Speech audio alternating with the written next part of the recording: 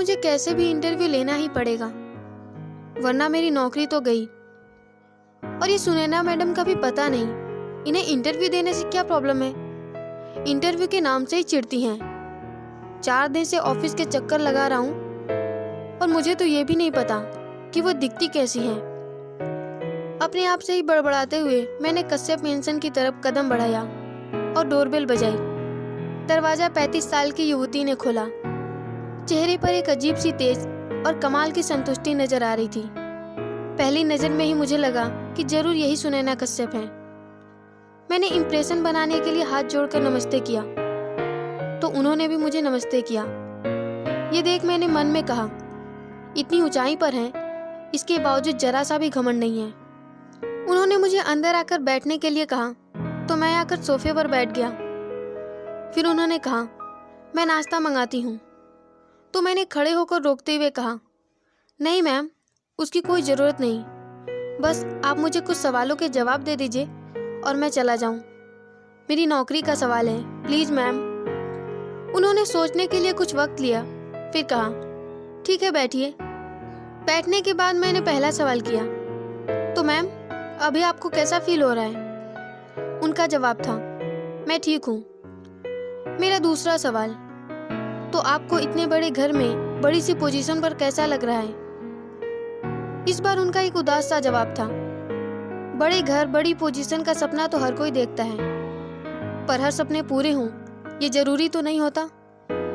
मैंने कहा, ये तो है, तो आपके यहाँ तक पहुँचने के पीछे किसका हाथ है? फिर से एक मायूस सा जवाब, हर कोई, वो हर कोई जो मेरी जिंदगी में आया, जिससे मेरा एक रिश्ता रहा, वो हर इंसान है मेरी इस स्थिति के पीछे। जैसे मैंने उनके बारे में सुना था कि उन्होंने अभी हाल में ही एक बड़ी उपलब्धि हासिल की है और इसीलिए मुझे इंटरव्यू लेना था, पर उनका जवाब सुनकर ऐसा लग ही नहीं रहा था, क्योंकि हर एक जवाब के हर एक शब्द में एक दर्द झलक रहा था, एक असीम दर्द जिस पर वर्षों से मरहम नहीं लगा हो। पर फिर भी मुझे इंटरव्यू तो लेना ही था, क्योंकि मुझे अपनी नौकरी जो बचानी थी। मैंने अगला सवाल किया, तो अभी आप क्या कर रही हैं? उन्होंने कहा, इंतजार कर रही हूँ। सुनैना मैडम ने बाकी जो जवाब दिया वो तो कुछ ठीक भी थे, पर इस जवाब ने तो मेरा सिर ही घुमा दिया। मैंने हड़बड़ा कर कहा, जी लेकिन किसका? उन्होंने कहा, अपनी मौत का।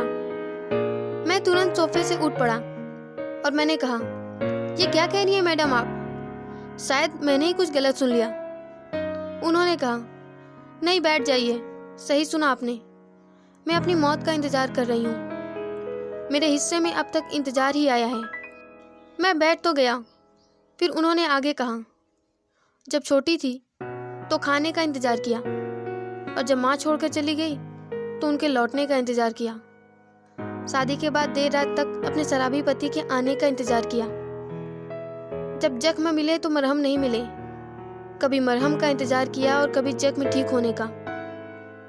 कभी अपनी जिंदगी में खुशियों का इंतजार किया और एक वक्त बाद जब गम की आदत हो गई तो हर पल गम का इंतजार किया। आज यहाँ पर मैं हूँ तो एक नौकरानी, लेकिन सुनैना मैडम मुझे अपनी छोटी बहन की तरह मानती हैं। लेकिन अब मेरी जिंदगी में कोई खुशी बची नहीं, तो अब सिर्फ मौत का इंतजार कर रही हूँ कि कब मौत आए और मुझे लेकर। मैंने उन्हें बीच में ही रोकते हुए कहा, तो क्या आप सुनैना मैडम नहीं हैं? उन्होंने कहा, नहीं, मैं इस घर को संभालती हूँ, आप मुझे नौकरानी समझ सकते हैं, मेरा नाम शांति है।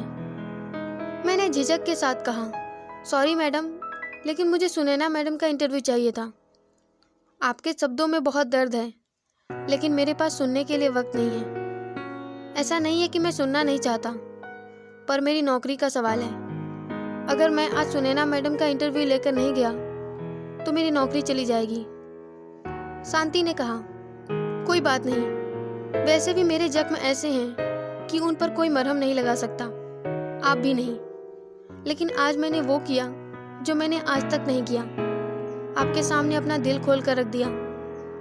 शायद ये आखिरी ख्वाहिश थी जो मुझ में अभी भी बची थी। वैसे सुनैना मैडम अपने ऑफिस में हैं, मैं उनसे एक बार कहूँगी कि वो आपको इंटरव्यू दे दें।